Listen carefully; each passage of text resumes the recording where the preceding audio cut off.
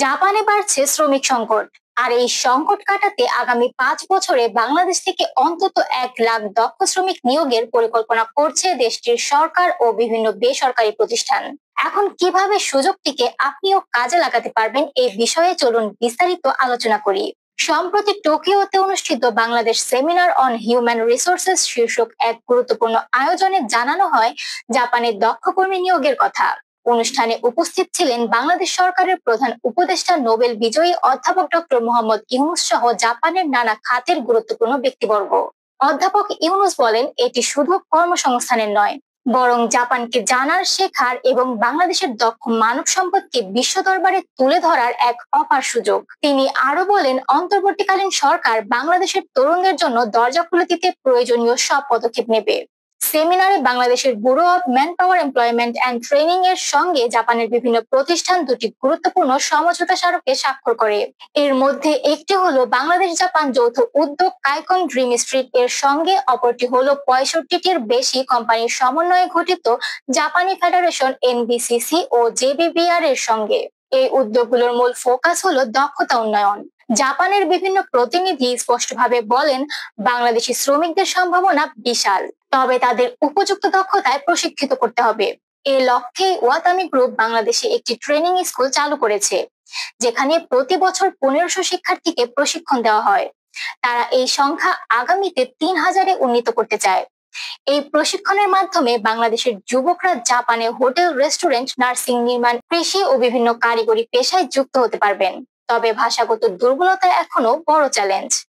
জেইটিসিও chairman hero আকি Yagi বলেন, বাংলাদেশে এখনো পর্যাপ্ত সংখ্যক জাপানি ভাষা শিক্ষক নেই। এই ঘাটতি পূরণ করাই এখন প্রধান লক্ষ্য হওয়া উচিত। এনবিসিসি চেয়ারম্যান মিকিও কেসাগায়ামা মনে করিয়ে দেন, প্রায় 14 বছর আগে ডক্টর ইউনূস জাপানে এসে ক্ষুদ্র ঋণের মাধ্যমে নারীদের ক্ষমতায়নের কথা বলেছিলেন, যা তখনও দারুণ আলোড়ন তুলেছিল।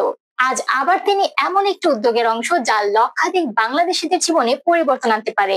তিনি বলেন, আমরা বাংলাদেশকে তরুণ দক্ষ শ্রমিকের জন্য একটি বিশাল সম্ভাবনার উৎস হিসেবে দেখি। এরা জাপানের অর্থনীতি ও সমাজে গুরুত্বপূর্ণ অবদান রাখতে পারবে। জাপানের স্বাস্থ্য, শ্রম ও কল্যাণ মন্ত্রণালয়ের প্রতিমন্ত্রী নিকি হিরোবুমি বলেন, জাপানের জনসংখ্যা কমছে, শ্রমশক্তির চাহিদা বাড়ছে। এই প্রেক্ষাপটে বাংলাদেশি শ্রমিকরা জাপানের ভবিষ্যৎ গঠনে গুরুত্বপূর্ণ ভূমিকা রাখতে পারে। বাংলাদেশের রাষ্ট্রদূত মোহাম্মদ দাউদ আলী তার বক্তব্যে উল্লেখ করেন, 2040 সালের মধ্যে জাপানের শ্রমিক সংকট 1,10,00,000-এ পৌঁছাতে পারে। বাংলাদেশ যদি দক্ষতা উন্নয়নের উপর জোর দেয়, তবে এই বাজারে আরো শক্তিশালী অবস্থান তৈরি করা সম্ভব। বিশ্ব এখন দক্ষ মানুষের খোঁজে, শুধু চাকরির সুযোগ থাকলেই চলবে না। সেই সুযোগ কাজে লাগাতে প্রয়োজন যথাযথ প্রস্তুতি ও দক্ষতা। বাংলাদেশের জন্য এটি একটি গেম চেঞ্জার মুহূর্ত। সরকারের সহযোগিতা, প্রাতিষ্ঠানিক প্রশিক্ষণ, ভাষা শিক্ষা এবং আন্তর্জাতিক মানদণ্ডে দক্ষতা অর্জনের মাধ্যমে আমাদের তরুণরা জাপানের মতো উন্নয়ন দেশে শুধু চাকরি নয়, নিজেদের পরিচিতি করতে পারবে। এই উদ্যোগের ফলে শুধু কর্মসংস্থানই নয়, বরং জাপানের সঙ্গে বাংলাদেশের সম্পর্ক আরো দৃঢ় হবে, যা অর্থনীতি, সংস্কৃতি ও প্রযুক্তিগত সহযোগিতার নতুন দিগন্ত খুলে দেবে।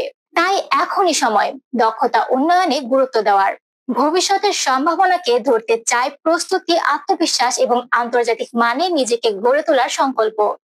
আমাদের আজকের আলোচনা এই পর্যন্তই। ভিডিওটি ভালো লেগে থাকলে অবশ্যই লাইক, শেয়ার এবং সাবস্ক্রাইব করে আমাদের সাথেই থাকবেন। ধন্যবাদ।